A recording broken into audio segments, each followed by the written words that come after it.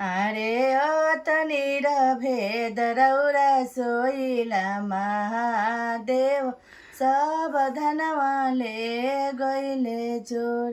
अरे अतनिर भेद रौरा सोइला महादेव सब धनवाले गइले चोर। अरे धनवा में धनवा भोल के बासा हाँ बैलावा से हो धनवाले गइले चोर। यारे धनमा में धनमा भोला के तीर सुल डमरुआ से हो धनवाले गइले चोर। अरे अतनिर भेद रौरा सोइला महादेव सब धनवाले गइले चोर। अरे धनवा में धनवा भोल के नागावा के मालावा से हो धनवाले गौरा चले जइबू नैहरवा हमारा गम नइखे। गौरा चले जइबू नैहरवा हमारा गम नइखे। तोहारा नैहरवा गौरा महलया टारीबा। तोहारा नैहरवा गौरा महलया टारी। हमारा टूटही मरैया वो से कम नइखे। हमारा टूटही मरैया वो से कम नइखे। गौरा चली जइबू नैहरवा हमारा गम नइखे। तोहारा नैहरवा गौरा बुढ़िया मिठैया बा। तोहारा नैहरवा गौरा बुढ़िया मिठैया बा।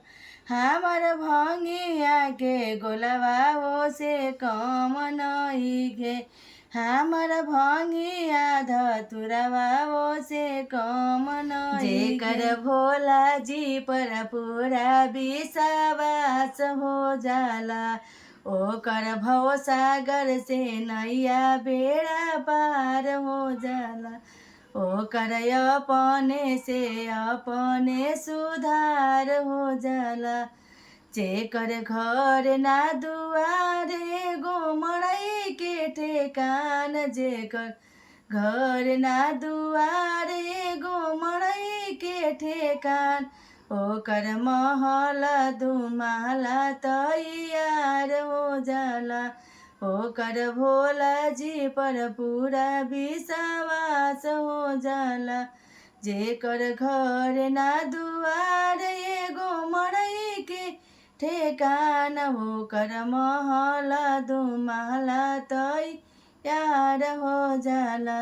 जेकर भोला जी पर पूरा विश्वास हो जाला ओकर भव सागर से नैया बेड़ा पार हो जाला।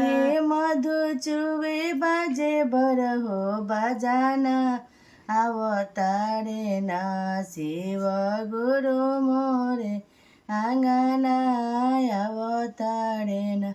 उचरल कागावा बोले कोई लरिया नगावा छोड़ेला पोपो कार मोरे आंगना अवतारे ना। शिव गुरु मोरे आंगना अवतारे ना। शिव गुरु मोरे आंगना अवतारे ना। आंगना बाहरी हम सवारी चूड़ी कंगना अवतारे ना। शिव गुरु मोरे आंगना अवतारे ना। ओढ़िए ओढ़िए मधु चुवे बाजे बर हो बजाना अवतारे ना। शिव गुरु मोरे आंगना अवतारे ना। आजू देवघर नगरिया निहाल सखिया। आजू देवघर नगरिया निहाल सखिया। सब देवतन में भोले जी कमाल सखिया। सब देवतन में भोले जी कमाल सखिया।